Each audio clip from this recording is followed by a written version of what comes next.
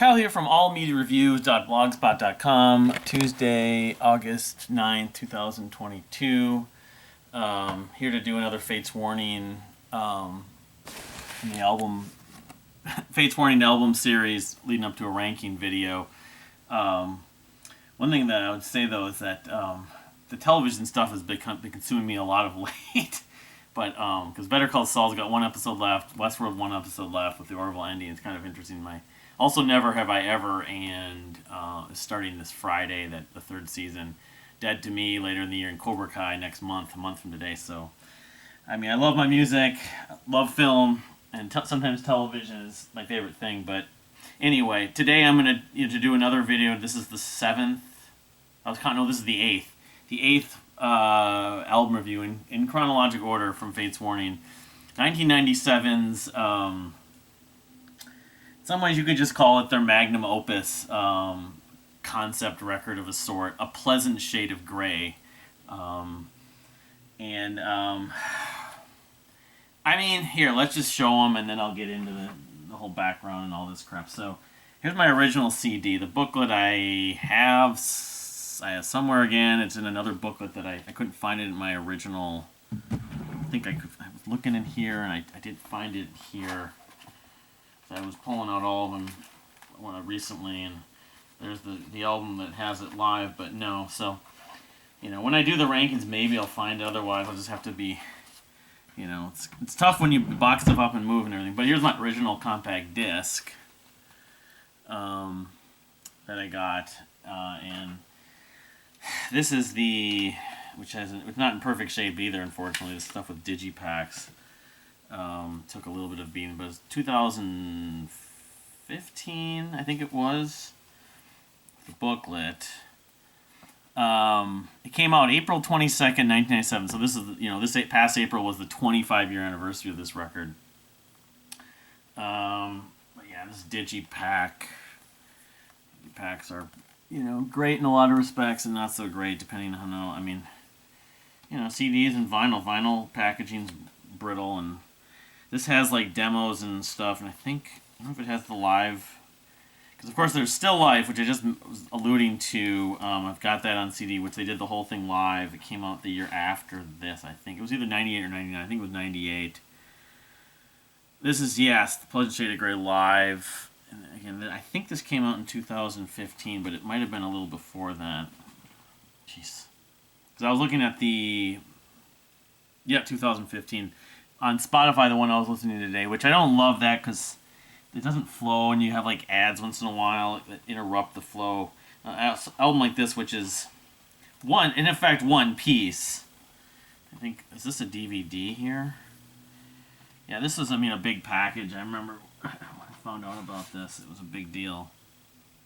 Yeah, this is 4 discs to this thing. It's like a box set. This is the DVD of it. I don't know if it had some makings of it. Anyway, so I'll be honest. For the most part, when I heard this record, unlike a lot of fans, and this was, in effect, the first new album, because I'd listened to the albums that led up to it, and then I'd heard the Rush tribute they did, Close to the Heart. Was there anything else? Not too much. The compilation Chasing Time, but this was, in effect, the first new album after I became a fan in 1997. But the thing is, I know we found out about that. It was in Metal Blade Records. Here, let me get my vinyl out. It was in Metal Blade. I got this vinyl not that long ago, and I don't remember if I had to import it. It was 2015 that this vinyl came out, too. So they did both the remaster and the vinyl. But, I think this was not issued in the U.S. It was just, I had to get it out of, Germany. I remember I saw it, and I was like, there's no way I'm not getting that, because I love this record. Just plain simple, some people have warmed up to it over the years. Some people still aren't that crazy about it. Oh, this is green. The lighting doesn't always capture it perfectly. It's like not a lime green, like a lime yogurt green, or, it's sort of not forest green. It's not thick enough or dark enough for forest green, but it's not like light green. It's sort of somewhere in between that. There's nothing in there, but the jacket's all nice and everything with the clock. This album, Pleasant Shade of Grey, really, You could say a lot of it is a concept album about time. Is there something in here? There might be something. I don't remember. Maybe not. It's 12 total tracks.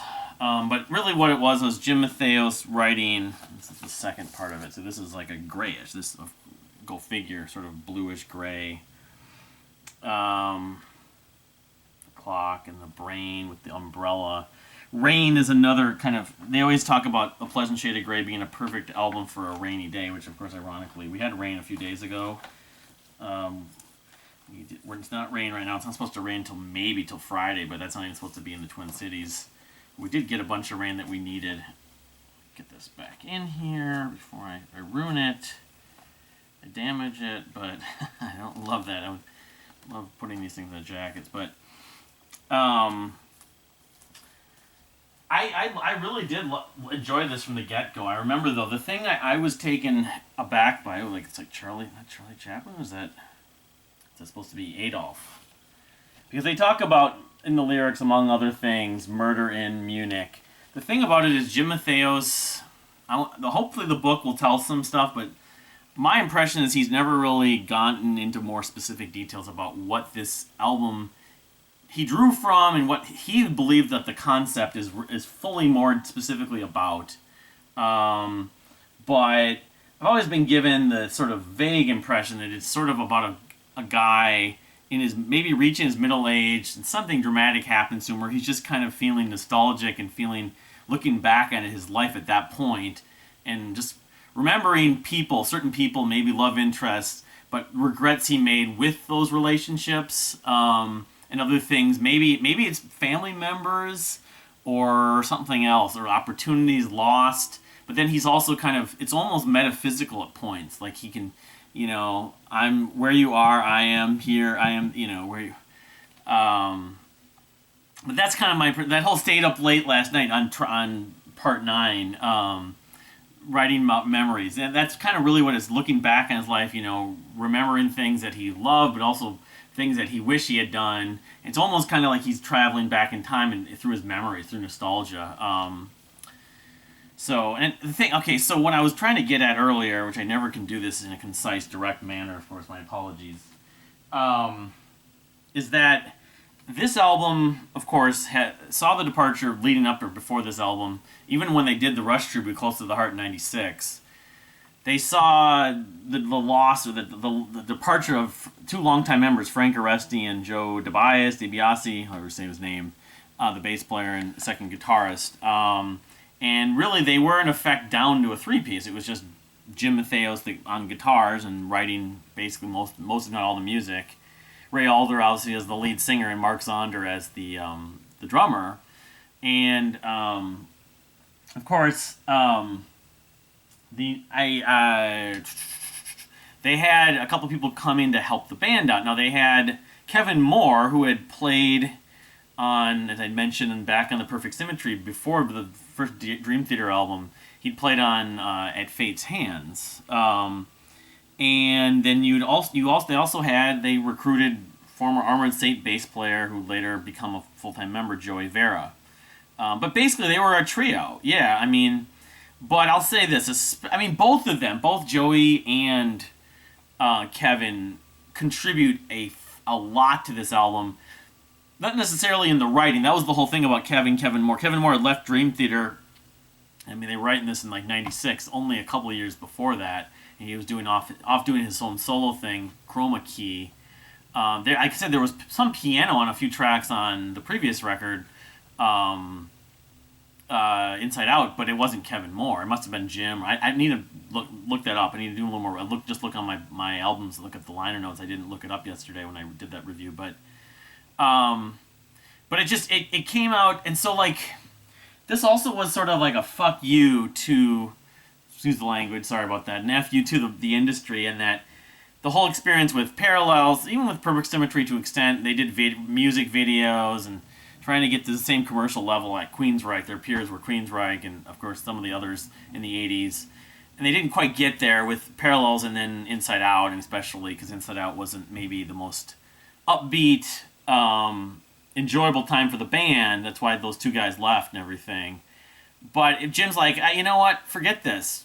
I'm gonna write whatever. It was kind of his 2112 in a way, you know. Jim and the band's like, I'm gonna write something. It's gonna be one long piece because this is what I really wanted to do.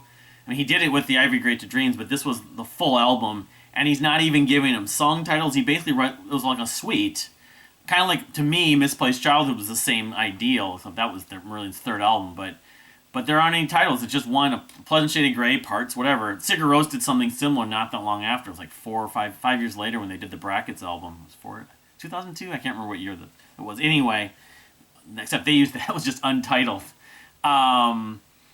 But it just, and it pretty much at the time, I think it was polarized. I think critically they loved it. Even though this album is less metal and more prog. This is their, to me, this is maybe their most overt progressive rock album they did. It sounds more progressive rock. There's some riffs that sound metal enough, but it's not. There's nothing really poppy other than maybe the part 9. It's just them doing what they do best, and he's just like, I'm gonna do what I do best, and I don't care if anyone cares about it. I'm just gonna make it, even if it's our last album. And I think it did well enough, and they were proud enough of it that they decided no, and then they toured for it, and that was to the same level, to a degree, successful enough that it's kind of like, yeah, we did it save their career in a way, kind of chaired in or brought in this next era per se when they were in effect a trio with these other members. Tour. I mean, Joey Vera did tour with them, but Kevin Moore only like sat in with them once. I don't know if he ever played this. He did for the next album because he's on the next album too, of course. But yeah, I loved it. I mean, I didn't mention, like when I found out, I don't know if it was when I found out about the Rush tribute, Close to the Heart, and the members on that, or maybe it was a little before that. I had literally just becoming a bigger and bigger fan. Then I find out the 2 members leave, and it seemed like the band could be ending. I was just like, absolutely. I mean, I was young. I was like 20 years old then, 19 or 20 years old. But it was like, Dream Theater, yes. It's like, to me, I was always like into like the old bands. And it's like, this is a newer band. They're not that new, but they're newer. I want them to be around for a while, and I thought, this is it. And I was just depressed. I spent I'd never forget that one afternoon, my parents' basement with my bass guitar, listening to some of the music, and I was just spent, and I was depressed about that. And then I also, right around that time, not that long after, I remember seeing Jim Matheos, a chat with him on like IRC, and this is 96, probably late 95, 96. He was talking about things. People were asking him questions about stuff and what he's working on. They talked about, he referenced this. He also talked about being a fan of Marillion, which I was that much more into Marillion that whatever 12-month cycle had been. That was sometime in 96, I think, maybe. Late 96, fall of 96, maybe. He talked about how he loved Marillion, and they were asking him about Made Again, the live album and stuff like that. So I was just like, yeah, this guy speaks my language, And then not that long after this came out, although when it came out, I did kind of find out about it, but it was not that easy. I mean, I read Metal Edge. I wasn't even working at Best Buy at that point because that was the spring of 97. That was when I had a different job and stuff like that. Yeah, I don't know if I found out about it right away. I found out about it within a few months, probably. I went to one of the stores, either Sam Goody or Best Buy or something like that, or Media Play maybe, because Media Play, I actually think I bought like 3 or 4 of my first cassettes at Media Play. That's not around anymore, of course. That was in Bloomington. So, yeah, I mean, I wish I could remember specify. And that was a weird time for me, but some of this music kind of came to me, and I don't remember. I definitely had heard this by the fall, by the end of 97. Because I remember hearing this, and like Dream Theater's album, I was waiting for. I was like, is this ever going to come out? We got news and Metal. I read Metal Edge. Metal Edge had news and articles and different references every month. That was my version of like Twitter or Facebook or Instagram or whatever it is now, or the YouTube and official websites and new email letters. Metal Edge was like almost like the Holy Bible news service. So, but yeah, I mean, specifics. This album the piano is great. It's very tasteful. Some of the themes, some of the riffs. I mean, it's hard to really say like part. I think that string from part 4 through part 7 just is perfect, just with the flow, the riffs, the piano, the dynamics. Some of the vocal lines, I think part 11. I forgot about how much I love that Ray's performance on that. Um, and I mean, it's not an uplifting album, but it's very therapeutic. It was one of, not the only, but one of the earlier examples for me of a band and album that writes something kind of dark and not ominous, but sort of where it's melancholy music that's very helpful and therapeutic. Um, so, I mean, it's not an album that I've put on a ton. I've probably not listened to it even half as much as some of the other records from Fates Warning, but I've listened to it enough. But it's one of those records you really do want to listen to it all at once, and it's whatever it is, like 52 minutes. Let's see, Wikipedia would tell me. It's 12 parts, and it's 53:46. So, yeah, I mean, it's really one to listen to like a movie or whatever. But it doesn't feel necessarily like 53 minutes. I don't know. If I would have guessed just off the blue like 5 years ago how long it was, I would have said, no, it's 45 minutes. But because it's not super long, it's not this overt epic double album, even though it's two vinyl discs, of course, on here. Um, but yeah, I mean, it's a concept album, and it's sort of, it really kind of speaks to me from a standpoint of sort of the underdog sticking to their guns in a lot of sense, like 2112 with Rush did, and there's a few other examples. Dream Through with Scenes from a Memory. And there's other examples of that, and it really worked. And it's like it really supplanted to me in a lot of ways, like with Marillion, where Fates Warning and Jim Matheos were really just someone who I always respected and always wanted to pay attention to. Now, I mean, I can't necessarily feel that way about everything he's done throughout his whole career and even since necessarily, but I mean, this is some of it, the best, most kind of peak creative work he ever came up with. It's weird to think, because I always loved the kind of guitar twin, writing duo between him and originally Victor Arduini, and then Frank Aresi, but neither of them are on this. So it really kind of speaks. I mean, maybe in some ways Jim Matheos kind of found his niche and really, yeah. I mean, he this is the start to me of really. Just a winning streak for him, totally. I mean, his solo albums, yeah, I haven't spent that much time with, but I'm talking about the Fates Warning and the other side projects that he did.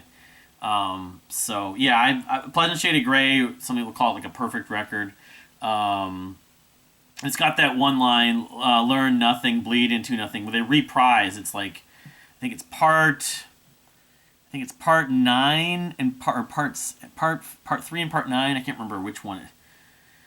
I should know this, but it's like, I mean, it's not catchy, but it's very infectious, and sort of the dynamics are hard not to sort of get engrossed and get enveloped in. It deals with like clocks, time.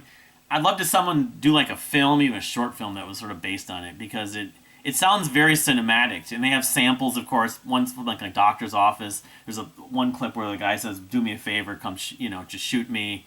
Yeah, I mean, it's one of those albums that I was in awe of initially, unlike some people.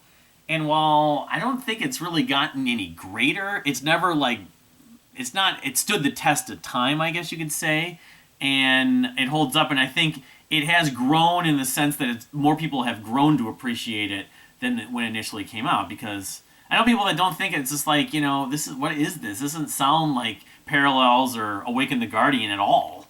And I get that, but it's like, this is what a progressive band, because I appreciate people that like progressive bands. Not everyone that loves Fate Warriors is into progressive rock or progressive metal necessarily, but a large percentage of their fans are. This is what a progressive band typically is thought of to do. They're doing different things. The other thing I haven't mentioned yet is some of the guitar riffs, speaking of progressive or maybe highly influential, I think it's part 3, that very reminiscent of Jethro Tull's "Thick as a Brick" and Martin Barre specifically. And it kind of hit me after this record. I think this is the only one, but I actually discovered "Thick as a Brick" many years after this. Not that many, but maybe it was 5 or 6 years later.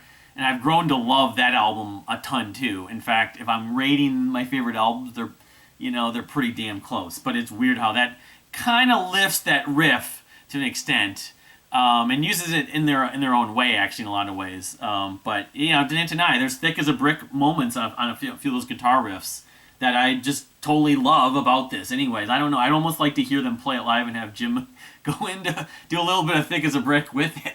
You know, it'd be funny, but you know, I don't know if anyone's ever completely like brought this up to him, but you know, there's a story I want to tell about Jim Matheos too. Probably save it for the next one, which is Disconnected, which came out 3 years later. So, but anyway, thank you for watching. What's your take on A Pleasant Shade of Grey 25-year anniversary this past April? The same year that Falling to Infinity came out, and 97 was a weird year, and it was like sort of like the end of the post-grunge. New metal was kind of, again, the 90s new alternative rock. Prog was not cool, but there's been some gems discovered by myself and other people in the mid to late 90s that I didn't know back then. But it stands out even more now than it probably did then in a lot of ways, because I remember that because I was right after Rush's Test for Echoes. Like all these bands I came to love the previous few years put out new records for the first time since I was a fan. But yeah, what's your take on A Pleasant Shade of Grey? You know, is it your favorite Fates Warning album? Is it in the top 5? Do you think it's just kind of boring? A lot of people consider it boring because it does have a lot of more atmospheric and dreamy elements, more emphasizing atmosphere and very precise, you know, kind of clockwork in a way. But you know, in the grand scheme of things, it's like watching a great TV series or reading a book or something that's very fulfilling once you've gone through it and you love the different moments. But you don't necessarily have those specific tracks you listen to that often. The part 9 maybe sounds like a radio single, like almost a singer-songwriter stayed up late last night. But I think Ray Alder sounded great on the previous 2 records. He sounds even better on this. And part of it also was the fact Terry Brown produced it. Terry Brown had produced Parallels, but I think this was the second album, and he did Disconnected. So that's why I've always appreciated what Terry Brown did for Fates Warning and for Ray Alder specifically. So, but again, thank you for watching. Please subscribe if you haven't subscribed, and I'll see you next time.